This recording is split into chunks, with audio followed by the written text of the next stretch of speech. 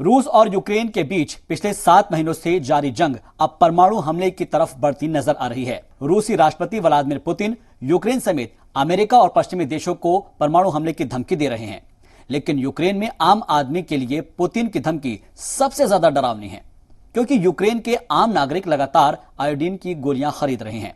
और सिर्फ यूक्रेन ही नहीं, बल्कि यूक्रेन के आसपास के देशों को भी परमाणु हमले और इसके रेडिएशन का डर सताने लगा है। लिहाजा इन देशों ने पहले से ही आयोडीन की गोलियों को स्टॉक करना शुरू कर दिया है। और खबर तो यह भी है कि फिनलैंड के कई मेडिकल स्टोर्स में इन गोलियों की कमी हो गई है।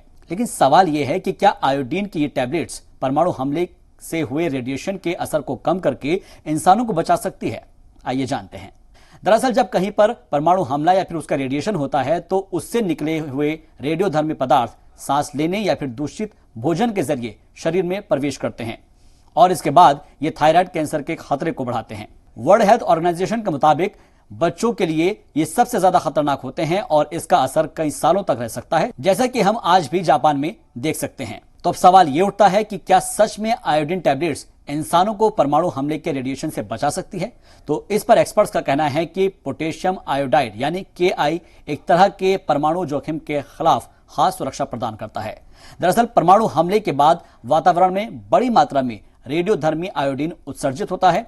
तब ऐसे में आयोडीन की ये गोलियां गर्दन में मौजूद थायराइड को रेडियोधर्मी आयोडीन लेने से रोकती है और रेडिएशन के दौरान एक प्रतिरोधक का काम करती है।